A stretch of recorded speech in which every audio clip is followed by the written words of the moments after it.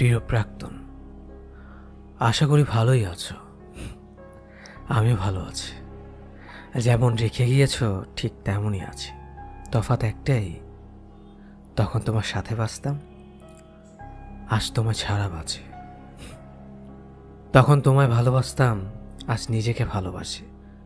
বদলে গেছে অনেক কিছুই, বদলায়নি তোমার সাথে কাটানো স্মৃতির মুহূর্তগুলো, যা আজও রোজ রাতে তাড়া করে বেড়ায় আমাকে।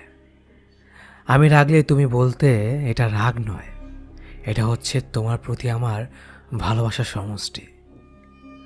তুমি ভুল ছিলে। যদি এতটাই ভালোবাসতাম তবে কেন জীবনের কঠিন সময়ে হাত ছেড়ে চলে গেলে? জানি তোমার কাছে উত্তর নেই। আমি চাইও না, শুধু চাই তুমি ভালো থাকো তোমার প্রিয়জন নিয়ে। আর আমি না হয় আমার প্রিয়জনকে উৎসর্গ করে দিলাম তোমার প্রিয়জনের জন্য। একটাই কথা, তার সাথেও এমন কোনো গল্প শুরু করো না যা শেষ তুমি না করতে পারো। ভালো থেকো তুমি। এইটি তোমার প্রাক্তন। ছেড়ে তো গিয়েছই, তবে এখন এই ভুল ধারণায় বেঁচো না যেন যে তোমায় এখনো আমি বোকার মতো ভালোবাসি। ভীষণভাবে ঘৃণা জন্মে গিয়েছে কথাটার উপর। আর এই জন্যই তো তোমার থেকে রূপে গুণে চরিত্রে ব্যবহারে হাজার গুণে ভালো কাউকে সুযোগ থাকার পরেও গ্রহণ করতে পারি না। আর ইচ্ছে হয়নি, সব প্রস্তাবে সোজা উত্তর না দিয়েছি। ভেতরের ভালোবাসাটাকে একেবারে বিষিয়ে দিয়েছ তুমি।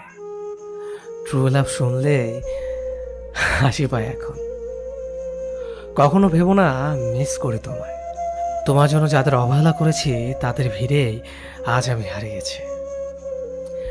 বন্ধুদের সাথে দিব্যি ভালো আছে, মুখ খোলার আগে বোঝা যায় তারা সবকিছু। রাগ করলে সরি বলে না তারা, বলে বাড়ি এসে মারবো। কিন্তু না আছে এদের আরো কাছে পাওয়ার লোভ, না আছে হারিয়ে ফেলার ভয়, শুধু আছে ভরসা আর ভরসা। এখন বুঝি আবেগে বন্ধুদের আড্ডা ছেড়ে ভুল জায়গায় সময় দিয়েছিলাম। কতটা বোকা ছিলাম। ভেবো না তোমায় আমি ভুলে গিয়েছি। সহজে বলার পাত্র আমি না। তোমার দেওয়া প্রতিটা অবহেলা, ব্যথা, যন্ত্রণা, মিথ্যে খুব যত্ন করে মনে রেখেছি। কাউকে শোনানোর জন্য না হলেও প্রতারক চেনার কাজে লাগতে পারে ভবিষ্যতে। শিক্ষাটা না হয় আজীবনের জন্য তোলা রইল আমার কাছে। ভেবো না আবার তোমায় আমি ক্ষমা করে দিয়েছি। এতটা মহান এখনো হয়ে উঠতে পারিনি আমি। আমি চাই তোমাকেও কেউ ঠকাক, খুব বাজেভাবে ঠকাক, সব কিছু কেড়ে নিয়ে নিঃস্ব করে দিক তোমাকে। বুঝবে যন্ত্রণা কতটা তীব্র হয়। আর আমি বিশ্বাস করি তোমার জন্য তোমার চেয়েও বড় ঠক অপেক্ষা করছে। যাওয়ার আগে বলেছিলে আমার প্রতি শ্রদ্ধা, সম্মান, ভালোবাসা সবই আছে আগের মতো। আল্লাহ চাইলে আবার এক হব। আমার উত্তরটা হয়তো মনে থাকবে তোমার। এখন বর্তমানে কষ্ট দিয়ে ভবিষ্যতের স্বপ্ন দেখাচ্ছ। তোমার শ্রদ্ধা, সম্মান, ভালোবাসা সব কবর নিয়ে যেও। আমি চাই না আমাদের আর দেখা হোক কখনো। আমিও তো দেখি আমার মতো কে রাখে আর কে ভালোবাসে।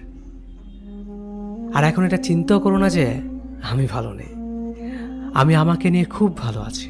এখন কারো জন্য আর নিচু হতে হয় না, কারো মন রাখতে হয় না, কিছু মনে করলো কিনা ভাবতে হয় না। এক কথায় বেশ আছে। একা থাকতে শিখে গেছি।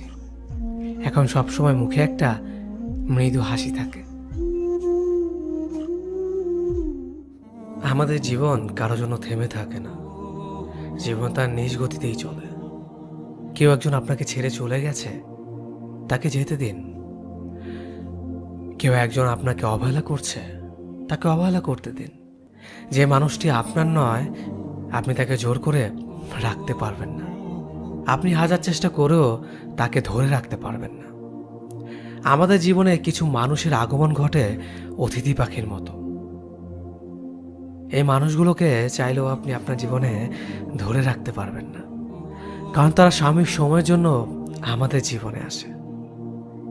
যখন তাদের জীবনে খারাপ সময় আসে তখন তারা অতিথি পাখির মতো আশ্রয় খুঁজে অন্যের জীবনে, নিজেকে ভালো রাখার জন্য।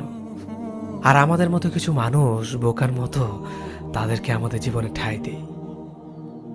তাদেরকে নিয়ে আমরা স্বপ্ন দেখতে শুরু করি। তাদের নেশে আমরা যখন আসক্ত হয়ে যাই, ঠিক তখনই তারা আমাদের জীবন থেকে চলে যায়। এই মানুষগুলোর জন্যই অযথা আমাদের জীবনের মূল্যবান সময়গুলো নষ্ট করে, যা নিছক বোকামি ছাড়া আর কিছুই না। আমাদের নিজেদের ভালো থাকার চেষ্টা করতে হবে, অন্য কেউ আমাদের ভালো রাখতে পারবে না। স্বার্থ ছাড়া কেউ কাউকে প্রিয়জন বানায় না এই শহরে। অন্যের ওপর কখনো ভরসা করবেন না, অন্যের কাছে কখনোই প্রত্যাশাও করবেন না। প্রত্যাশা আমাদের জীবনে দুঃখের অন্যতম কারণ। একদিন তাকে জিজ্ঞেস করেছিলাম আমার পরিবার সদস্যর সাথে কেমন ব্যবহার করবে। উত্তরে যখন সে বলল, আমি যখন আপনার স্ত্রী হয়ে আপনার বাসায় যাব, তখন আপনার পরিবার মানেই তো আমার পরিবার, তাই না? সুতরাং আমার পরিবার নিয়ে আপনাকে ভাবতে হবে না। এই উত্তরে আমি রীতিমতো অবাক। এত সুন্দর করে উত্তর আমার মনে হয় না আর কোনো মেয়ে দিতে পারবে। সেদিন মনে হয়েছিল আমি অমূল্য রতন পেয়ে গেছি। একদিন সে আমাকে কপি করতে থাকলো। আমি যেটাই বলি সেও সেটাই বলতে লাগলো, মানে যাই বলে সেও সেটাই কপি করতে লাগলো। তারপর আমি বললাম, এই তোকে থাপ্পড় দিব। সেও কিন্তু আমাকে এটাই বলে ফেললো। বলার সাথে সাথে সরি সরি বলল, কারণ সে আমাকে কখনোই তুই তাকারি করে না বা ছোট করে অসম্মান করে কথা বলতো না। ওই দিন আমি ভেবে নিয়েছিলাম আমি আমার মনের মতো একটা মেয়ে পেয়ে গেছি। একদিন আমার জ্বর ও ঠান্ডা লেগে যায়, তখন ওর সাথে কথা বলার সময় কাশি দিয়েছিলাম। তখন সে একটা কথা বলেছিল, আহারে ইস, এই কথাটা যখন বলেছে আমার চোখ দিয়ে সাথে সাথে পানি বের হয়ে গেছে। তার ওই কথাটা যখন বলছিল, কেমন জানে একটা অন্যরকম ফিল কাজ করছিল কথাটা নিয়ে আমার মধ্যে। ওই দিন ভেবেছিলাম আমার কিছু হলে আর কেউ পৃথিবীতে কষ্ট পাক আর না পাক, সে ঠিকই কষ্ট পাবে। আমাকে সাহায্য করতে না পারলেও আফসোস করবে আমাকে সাহায্য করতে না পারার কারণে। লাস্ট যেদিন ও আমার সাথে কথা বলছিল, ওই দিন কোনো একটা বিষয় নিয়ে আমার মধ্যে সন্দেহ হয়েছিল যে আমাদের রিলেশনটা থাকবে কিনা বা সে আমাকে তার ভবিষ্যৎ হিসেবে চায় কিনা। ওই দিন যখন আমাদের মধ্যে কথা হচ্ছিল, সেদিন আমি একটু রাগ বা অভিমান যেটাই বলে, এজন্য জোরে একটা ধমক দিয়ে কথা বলছিলাম। সেদিন কলটা কেটে তারপর ও আমাকে একটা মেসেজ করে বলেছিল, আপনি এভাবে কথা বলবেন না, আমার ভয় লাগে। অনেক রাগের মধ্যে থেকেও ছোট্ট একটা হাসি দিলাম। এরপর আবার কল করলো এবং আমি স্বাভাবিকভাবে কথা বলছিলাম, কিন্তু তার কাছে মনে হচ্ছিল এই বুঝে সাউন্ড বের হয়ে যাবে, এজন্য বলছিল আর একটু ভালোভাবে কথা বলতে। এই দিন ওর জন্য এতটা ভালোবাসার মায়া কাজ করছিল যেটা বলে প্রকাশ করার মতো নয়। কিন্তু এত কিছুর পরেও রিলেশনটা রইল না, শুধুমাত্র তার কিছু ব্যবহারের কারণে। সে মাঝে মধ্যে এমন কিছু ব্যবহার করত যে আমার মনে হতো সে রিলেশনটা রাখতে চাচ্ছে না। হয়তো আমার ধারণাটা ভুল ছিল, আবার হয়তো আমি ঠিক ছিলাম, নয়তো এতদিনে ঠিকই যোগাযোগ করার চেষ্টা করতো।